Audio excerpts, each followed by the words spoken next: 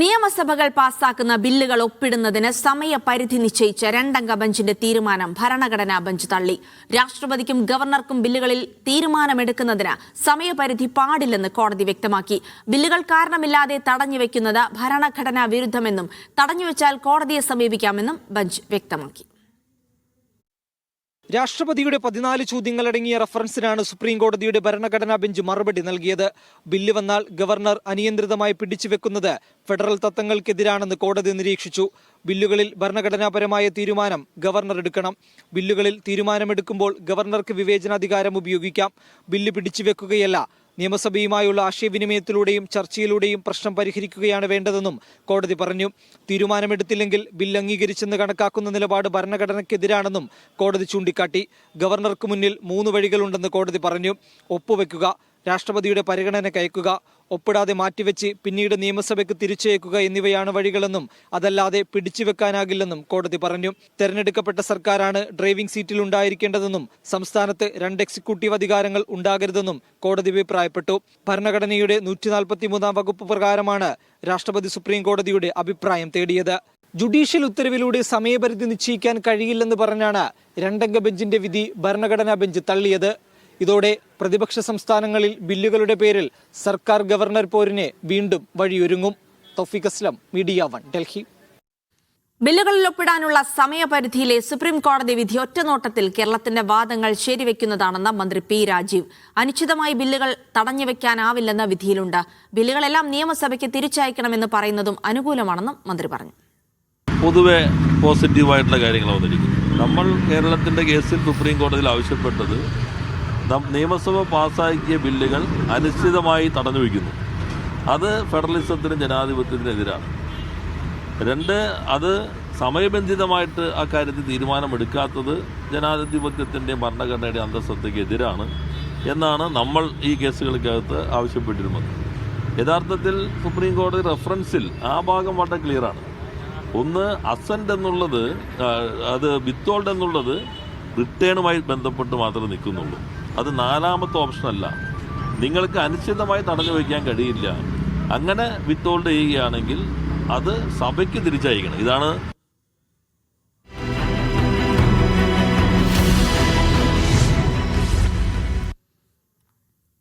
Sabarimala സ്വർണ്ണക്കൊള്ളയിൽ Thiruvithamkoor Devaswom board മുൻ president A പത്മകുമാറിന്റെ ചോദ്യം ചെയ്യൽ 2ാം മണിക്കൂറിലേക്ക്. പോലീസ് ആസ്ഥാനത്താണ് SIT ചോദ്യം ചെയ്യുന്നത്. നേരത്തെ നോട്ടീസ് നൽകിയിരുന്നുവെങ്കിലും ഹാജരാവാൻ പത്മകുമാർ സമയം നീട്ടി ചോദിക്കുകയായിരുന്നു.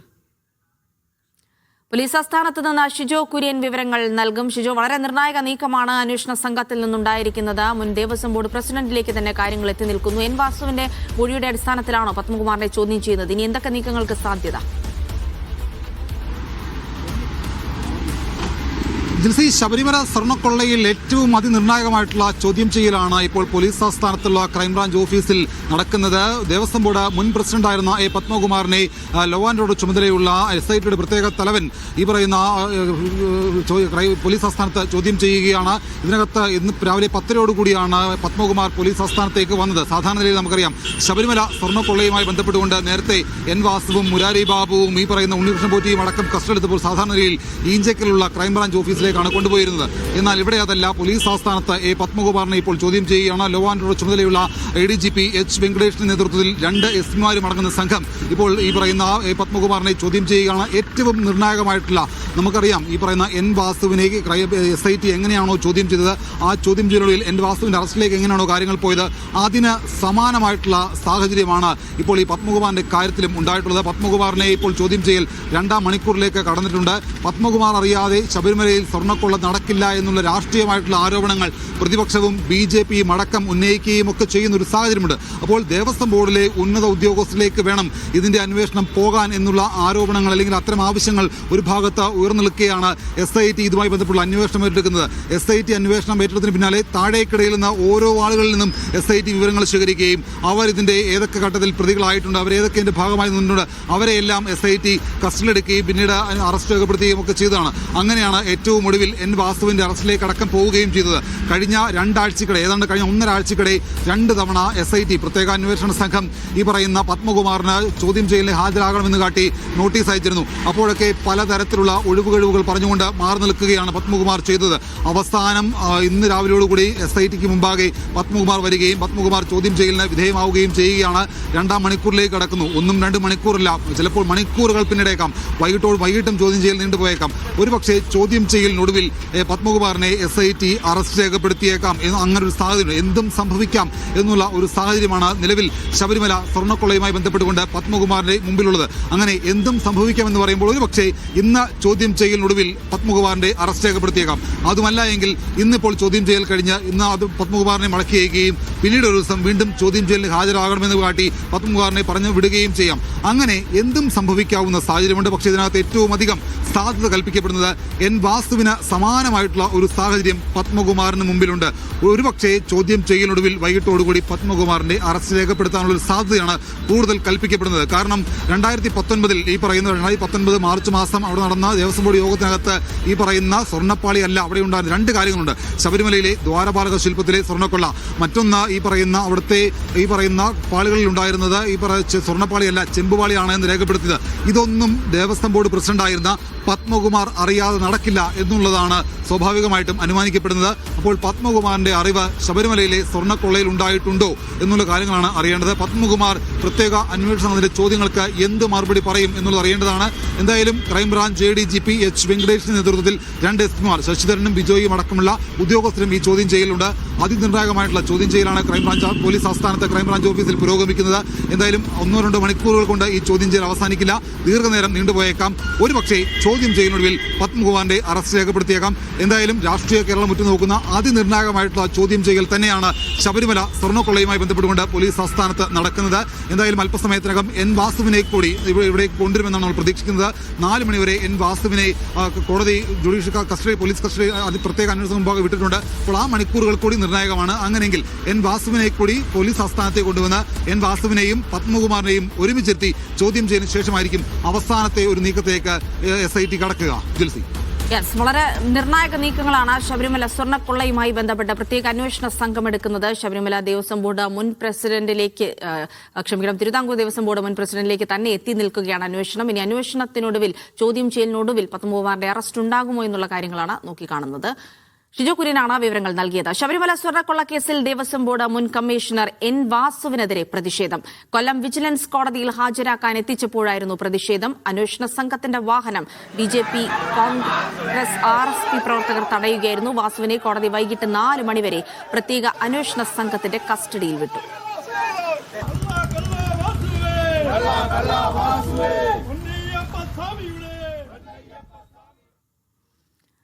ശബരിമലയിലെ തിരക്ക് സാധാരണ നിലയിൽ. ഇന്നു മുതൽ 5000 തീർത്ഥാടകർക്ക് മാത്രമാണ് സ്പോട്ട് ബുക്കിംഗിനുള്ള സൗകര്യം. 14,000-ലധികം പേരാണ് ഇന്നലെ സ്പോട്ട് ബുക്കിംഗിനെത്തിയത്. NDRFന്റെ 2ാം സംഘവും സന്നിധാനത്തെത്തിയിട്ടുണ്ട്. സീസൺ തുടങ്ങി ആദ്യ ദിവസങ്ങളിൽ തന്നെ ശബരിമലയിലെ തിരക്ക് നിയന്ത്രണാതീതമായതോടെ ദേവസ്വം ബോർഡും സർക്കാരും ഹൈക്കോടതിയിൽ നിന്നു ഉൾപ്പെടെ വിമർശനത്തിന് വിധേയരായി. ഇതോടെയാണ് പുതിയ ക്രമീകരണങ്ങൾ ഏർപ്പെടുത്തി ശബരിമലയിലെ ഭക്തജനത്തിരക്ക് നിയന്ത്രിക്കാൻ ദേവസ്വം ബോർഡ് നിർബന്ധിതരായത്. സംസ്ഥാന പോലീസിന് പുറമെ തിരക്ക് നിയന്ത്രിക്കുന്നതിനായി സന്നിധാനത്തും നടപ്പന്തലിലും തിരുമുറ്റത്തും NDRF സേനാംഗങ്ങളെയും വിന്യസിച്ചു. അരവണ കൗണ്ടറിന് സമീപവും സോപാനത്തും ദർശനം നടത്തിയ ഭക്തർ തുടരുന്ന സാഹചര്യവും ഒഴിവാക്കും. വിർച്വൽ ബുക്ക് ചെയ്തവർ എത്തിയില്ലെങ്കിൽ ആ ഒഴിവിൽ മാത്രം സ്പോട്ട് രജിസ്ട്രേഷൻ നടത്തുന്ന കാര്യവും പരിഗണനയിലുണ്ട്. 12 വിളക്ക് കഴിയുന്നതോടെ തിരക്ക് വർദ്ധിക്കാൻ സാധ്യതയുള്ളതിനാൽ ഭക്തർക്ക് കൂടുതൽ സൗകര്യങ്ങൾ ഉറപ്പാക്കാനുള്ള നീക്കത്തിലാണ് ദേവസ്വം ബോർഡ്. മീഡിയ 1 പത്തനംതിട്ട.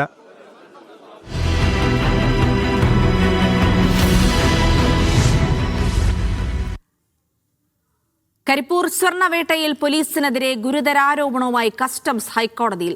കസ്റ്റംസിന്റെ അധികാര പരിധിയായ എയർപോർട്ടിലും പരിസരത്തും പോലീസ് കടന്നുകയറി സ്വർണം പിടിക്കുന്നുവെന്ന് സത്യവാങ്മൂലത്തിൽ പറയുന്നു.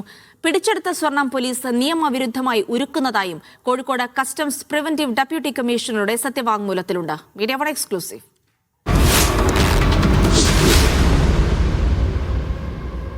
കരിപ്പൂരിൽ നിന്ന് പോലീസ് പിടിച്ചെടുത്ത സ്വർണം വിട്ടുകിട്ടാൻ വടകര സ്വദേശി നൽകിയ ഹർജിയിലാണ് പോലീസിന്റെ നിയമവിരുദ്ധമായ നടപടികൾ ചൂണ്ടിക്കാട്ടി കസ്റ്റംസ് ഹൈക്കോടതിയിൽ സത്യവാങ്മൂലം നൽകിയത്. വിമാനത്താവളവും പരിസരവും പൂർണ്ണമായും കസ്റ്റംസിന്റെ പരിധിയിലുള്ള പ്രദേശമാണ്. ഇവിടെ സ്വർണം പിടിക്കാൻ കസ്റ്റംസിന് മാത്രമാണ് നിയമപരമായ അധികാരം. ഈ അധികാരപരിധി മറികടന്നുള്ള പോലീസ് നടപടി നിയമവിരുദ്ധമാണെന്ന് കസ്റ്റംസ് ചൂണ്ടിക്കാട്ടുന്നു. സ്വർണ്ണക്കടത്ത് വിവരം ലഭിച്ചാൽ പോലീസ് കസ്റ്റംസിനെ അറിയിക്കണമെന്ന വ്യവസ്ഥ പോലീസ് പാലിക്കുന്നില്ല. പിടിച്ചെടുത്ത സ്വർണം പോലീസ് ഉരുക്കുന്നതും നിയമവിരുദ്ധമാണ്. ശരീരത്തിൽ സ്വർണം ഒളിപ്പിച്ച വ്യക്തികളുടെ എക്സ്റേ എടുക്കുന്നത് മജിസ്ട്രേറ്റിന്റെ അനുമതിയോടെ വേണം. മജിസ്ട്രേറ്റിന്റെ അനുമതി വാങ്ങാതെയാണ് പോലീസ് ഇത് ചെയ്യുന്നതെന്നും കസ്റ്റംസ് ചൂണ്ടിക്കാട്ടുന്നു. പോലീസിന്റെ നടപടികൾ സ്വർണ്ണക്കടത്ത് അന്വേഷണത്തെ പ്രതികൂലമായി ബാധിക്കുന്നതായും സത്യവാങ്മൂലത്തിലുണ്ട്. മീഡിയ 1 കൊച്ചി. കരിപ്പൂരിലെ സ്വർണം പൊട്ടിക്കലുമായി ബന്ധപ്പെട്ട ആഭ്യന്തര വകുപ്പിനെതിരെ PV അൻവർ ഉന്നയിച്ച ആരോപണങ്ങൾ ശരിവെക്കുന്നതാണ് കസ്റ്റംസിന്റെ ഹൈക്കോടതിയിലെ സത്യവാങ്മൂലം. കസ്റ്റംസിന്റെ അധികാര പരിധിയിൽ പോലീസ് കടന്നു കയറിയെന്ന് മാത്രമല്ല, സ്വർണ്ണക്കടത്ത് കേസിന്റെ വിവരങ്ങൾ മറച്ചു എന്നും സത്യവാങ്മൂലത്തിലുണ്ട്. തന്റെ വാദങ്ങൾ കസ്റ്റംസ് ശരിവച്ചിരിക്കുകയാണെന്ന് PV അൻവർ മീഡിയ 1നോട് പറഞ്ഞു. പോലീസിന് ഒരു അധികാരവുമില്ലാത്ത കരിപ്പൂർ എയർപോർട്ടിലും പരിസരത്തും സ്വർണ്ണക്കടത്തുകാരെ പിടികൂടി സ്വർണം കൊള്ള നടത്തുന്നു എന്നാണ് PV അൻവർ ഉന്നയിച്ച ആരോപണം. മലപ്പുറം SP ആയിരുന്ന സുജിത് ദാസിന്റെ നേതൃത്വത്തിൽ ഇതിനായി ഒരു മാഫിയ സംഘം പ്രവർത്തിച്ചുവെന്നും അൻവർ ആരോപിച്ചിരുന്നു. ഈ ആരോപണങ്ങൾ ശരിവെക്കുന്നതാണ് കസ്റ്റംസിന്റെ ഹൈക്കോടതിയിലെ സത്യവാങ്മൂലം. കരിപ്പൂർ സ്റ്റേഷനിൽ മാത്രം പോലീസ് രജിസ്റ്റർ ചെയ്തത് 170 സ്വർണ്ണക്കടത്ത് കേസുകളാണ്. ഇതിൽ കേവലം 6 എണ്ണം മാത്രമാണ് പോലീസ് കസ്റ്റംസിനെ അറിയിച്ചത്. സ്വർണ്ണക്കടത്ത് വിവരം ലഭിച്ചാൽ കസ്റ്റംസിനെ അറിയിക്കുക മാത്രം ചെയ്യേണ്ട പോലീസ് കസ്റ്റംസിനെ നോക്കുകുത്തിയാക്കിയെന്നാണ് സത്യവാങ്മൂലത്തിലെ പ്രധാന ആരോപണം. പോലീസ് രജിസ്റ്റർ ചെയ്ത കേസുകളെക്കുറിച്ചുള്ള വിവരങ്ങളും കസ്റ്റംസിൽ നിന്ന് മറച്ചുവെച്ചു. മഞ്ചേരി കോടതിയിൽ നിന്നാണ് കേസിന്റെ വിവരങ്ങൾ ശേഖരിച്ചതെന്നും കസ്റ്റംസ് പറയുന്നു. തന്റെ വാദങ്ങൾ ശരിയാണെന്ന് തെളിഞ്ഞതായി PV അൻവർ മീഡിയ 1നോട് പറഞ്ഞു. ഒരു കസ്റ്റംസിന്റെ അധികാര പരിധിയിൽ കടന്നു കയറി ഈ സ്വർണം കൊള്ളയടിക്കുക എന്ന ദുരുദ്ദേശത്തോടു കൂടി തന്നെയാണ് പോലീസ് ഈ കാര്യങ്ങൾ ഹാൻഡിൽ ചെയ്തിട്ടുള്ളത്. അത് തന്നെയാണ് ഇപ്പൊ കസ്റ്റംസ് കോടതിയെ സമീപിക്കേണ്ടി വന്നു. നിരവധി തവണ കസ്റ്റംസ് കമ്മീഷണർ പോലീസിന് കത്ത് എഴുതിയിട്ടുണ്ടെന്നാണ് മനസ്സിലാക്കുന്നത്. അത് ഹൈക്കോടതിയിൽ നമ്മൾ അറിയിച്ചിട്ടുമുണ്ട്. കസ്റ്റംസ് ആക്ട് പ്രകാരം പിടിച്ചെടുത്ത വസ്തുക്കൾ അന്വേഷണം പൂർത്തിയാക്കി 6 മാസത്തിനുള്ളിൽ തിരികെ നൽകണം. എന്നാൽ പോലീസ് വരുത്തുന്ന കാലതാമസം അന്വേഷണത്തെ ദോഷകരമായി ബാധിക്കുന്നുവെന്നും കസ്റ്റംസ് ചൂണ്ടിക്കാട്ടുന്നു. മീഡിയ 1 കൊച്ചി. വിദ്യാഭ്യാസ വകുപ്പിന്റെ കീഴിലുള്ള ഓഫീസുകളിൽ അധ്യാപക അനധ്യാപക നിയമനത്തിനും സർവീസ് ആനുകൂല്യങ്ങൾ നൽകുന്നതിനും വ്യാപക കൈക്കൂലി വാങ്ങുന്നതായി വിജിലൻസിന്റെ കണ്ടെത്തൽ. വിരമിച്ച ഉദ്യോഗസ്ഥരാണ് ഇടനിലക്കാരായി പ്രവർത്തിക്കുന്നത്. തിരുവനന്തപുരം റീജിയണൽ ഡെപ്യൂട്ടി ഡയറക്ടറുടെ കീഴിലുള്ള സ്കൂളിൽ ഭിന്നശേഷി സംവരണം പാലിക്കാതെ 11 അധ്യാപകരെ നിയമിച്ചതായും വിജിലൻസ് കണ്ടെത്തൽ. ഓപ്പറേഷൻ ബ്ലാക്ക് ബോർഡ് എന്ന പേരിൽ 41 ജില്ലാ വിദ്യാഭ്യാസ ഓഫീസുകളിലും 7 വീതം റീജിയണൽ ഡെപ്യൂട്ടി ഡയറക്ടർമാരുടെയും അസിസ്റ്റന്റ് ഡയറക്ടർമാരുടെയും ഓഫീസുകളിലുമായിരുന്നു വിജിലൻസിന്റെ മിന്നൽ പരിശോധന. വ്യാപക ക്രമക്കേടും അഴിമതിയുമാണ് ഓഫീസുകളിൽ നിന്ന് കണ്ടെത്തിയത്. നിലവിലെ ഉദ്യോഗസ്ഥരുടെ ഒത്താശയോടെ വിരമിച്ച ജീവനക്കാരാണ് ഇതിന് ചുക്കാൻ പിടിക്കുന്നത്. എയ്ഡഡ് സ്കൂളുകളിലെ അധ്യാപകരുടെ ആനുകൂല്യങ്ങൾ ഉദ്യോഗസ്ഥർ മനഃപൂർവ്വം വൈകിപ്പിച്ചു. ആനുകൂല്യങ്ങൾക്ക് ആനുപാതികമായി കൈക്കൂലി നൽകിയാൽ മാത്രമേ ഉദ്യോഗസ്ഥർ അപേക്ഷകളിൽ തീരുമാനമെടുത്തിരുന്നുള്ളൂ. കുട്ടനാട് വിദ്യാഭ്യാസ ഓഫീസിലെ ഉദ്യോഗസ്ഥൻ 2 സ്കൂളുകളിലെ ക്ലർക്കുമാരിൽ നിന്ന് 77,500 രൂപ ഗൂഗിൾ പേ വഴി കൈപ്പറ്റിയതായും കണ്ടെത്തിയിട്ടുണ്ട്. മലപ്പുറം റീജിയണൽ ഡെപ്യൂട്ടി ഡയറക്ടറുടെ ഓഫീസിലെ ഉദ്യോഗസ്ഥൻ സ്ഥലമാറ്റത്തിനായി എയ്ഡഡ് സ്കൂൾ അധ്യാപകനിൽ നിന്ന് 2,000 രൂപയാണ് കൈക്കൂലി വാങ്ങിയത്. ആലപ്പുഴ വിദ്യാഭ്യാസ ജില്ലയിലെ ഓഫീസിലെ ഉദ്യോഗസ്ഥന്റെ അക്കൗണ്ടിലേക്ക് 1,40,000 രൂപ സംശയാസ്പദമായ രീതിയിൽ എത്തിയതായും കണ്ടെത്തി. കേന്ദ്രീയ വിദ്യാലയങ്ങളിലും അൺഎയ്ഡഡ് സ്കൂളുകളിലും പഠിക്കുന്ന കുട്ടികളെ തസ്തിക നിലനിർത്താൻ എയ്ഡഡ് സ്കൂളുകളിൽ പഠിക്കുന്നതായി വ്യാജ രേഖ ഉണ്ടാക്കിയതായും വിജിലൻസ് കണ്ടെത്തിയിട്ടുണ്ട്. മീഡിയ 1 തിരുവനന്തപുരം.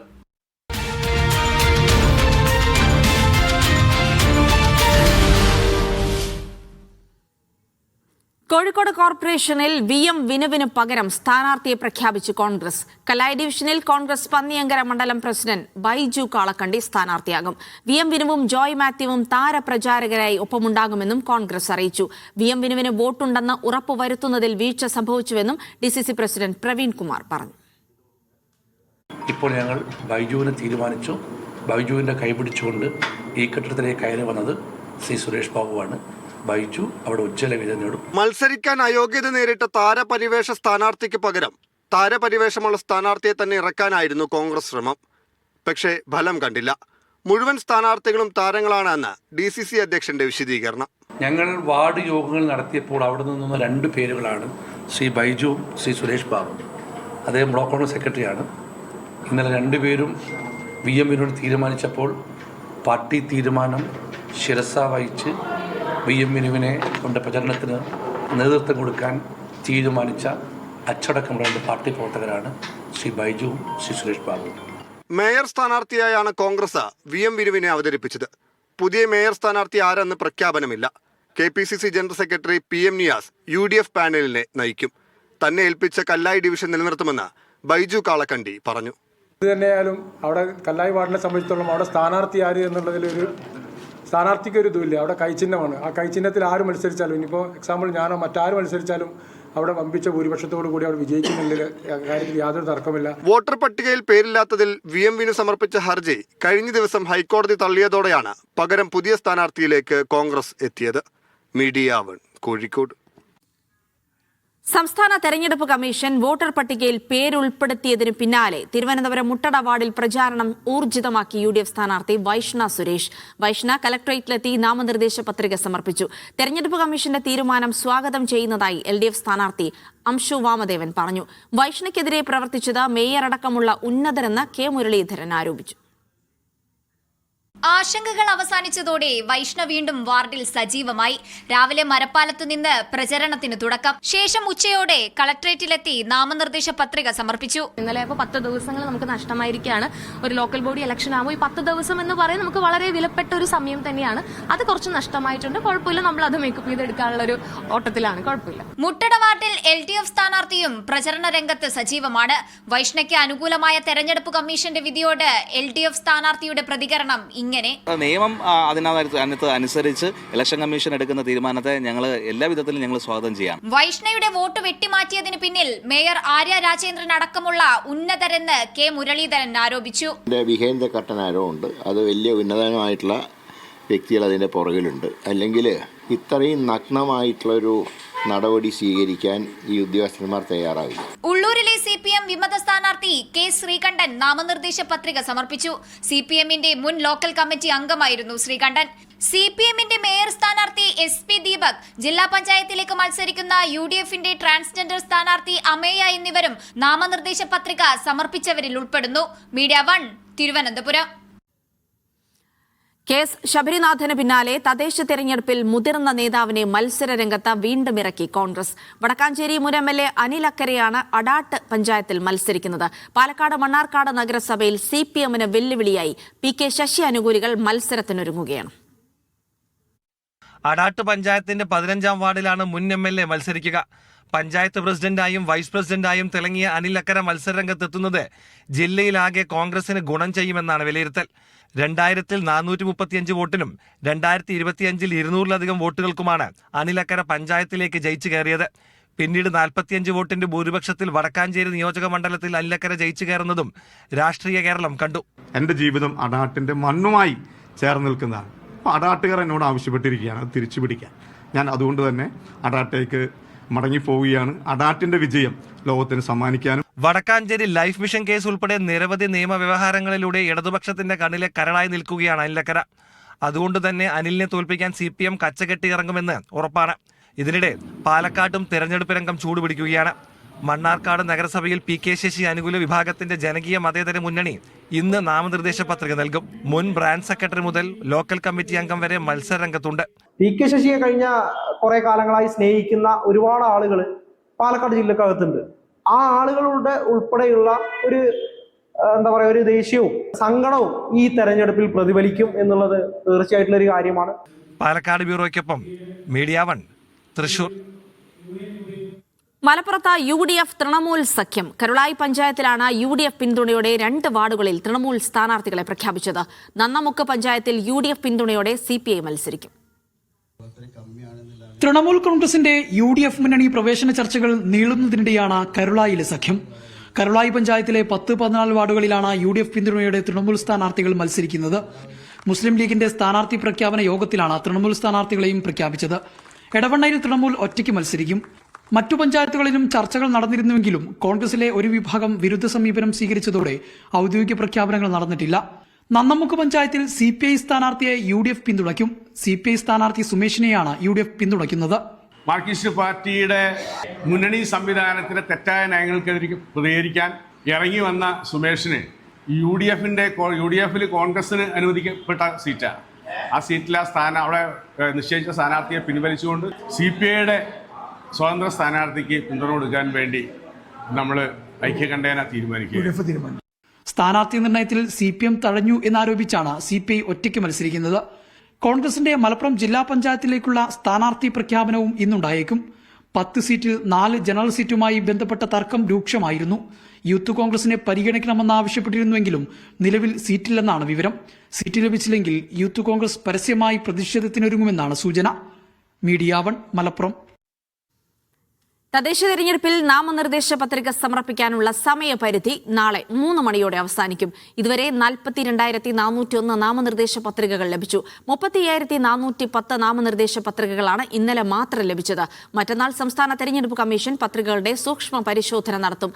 നവംബർ 24-നാണ് പത്രിക പിൻവലിക്കാനുള്ള അവസാന തീയതി. വിയൂർ ജയിലിൽ തടവുകാർക്ക് മർദ്ദനമേറ്റ സംഭവത്തിൽ രൂക്ഷ വിമർശനവുമായി CPI സംസ്ഥാന സെക്രട്ടറി ബിനോയ് വിശ്വം. ജയിലുകൾ തോന്നിവാസങ്ങളുടെ കേന്ദ്രമാകരുത്, മർദ്ദന ദിവസം അതീവ സുരക്ഷാ ജയിലിലെ CCTV എങ്ങനെ ഓഫായെന്ന് സർക്കാർ പരിശോധിക്കണമെന്നും CPI സംസ്ഥാന സെക്രട്ടറി മീഡിയ 1-നോട് പറഞ്ഞു.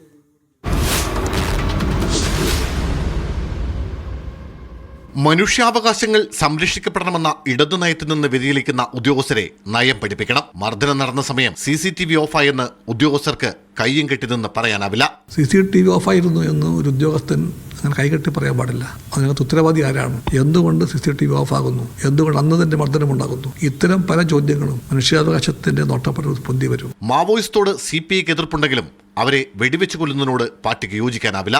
UAPA ഇടതു നയമല്ല, അത് സംഘപരിവാർ നയമാണെന്നും ബിനോയ് വിശ്വത്തിന്റെ ഓർമ്മപ്പെടുത്തൽ. UAPA മർദ്ദനവാസനയുള്ള മനുഷ്യാവകാശ ലംഘനം ശീലമാക്കിയ BJPയുടെയും RSSന്റെയും എല്ലാം നയമാണ്. തൃശൂർ വിയൂർ അതിസുരക്ഷാ ജയിലിൽ 2 രാഷ്ട്രീയ തടവുകാരെ ജയിൽ ഉദ്യോഗസ്ഥർ മർദ്ദിച്ച് അവശരാക്കിയ ശേഷം ജയിലിൽ നിന്ന് അനധികൃതമായി മാറ്റിയെന്നാണ് പരാതി. തൃശൂർ സ്വദേശിയായ NIA തടവുകാരൻ മനോജിനെ തിരുവനന്തപുരത്തേക്കും കോയമ്പത്തൂർ സ്വദേശിയായ അസറുദ്ദീനെ കണ്ണൂരിലേക്കുമാണ് മാറ്റിയത്. വിഷയത്തിൽ നടപടി ആവശ്യപ്പെട്ട് മനോജ് തിരുവനന്തപുരം ജയിലിൽ നിരാഹാര സമരത്തിലാണ്. മീഡിയ 1 തിരുവനന്തപുരം.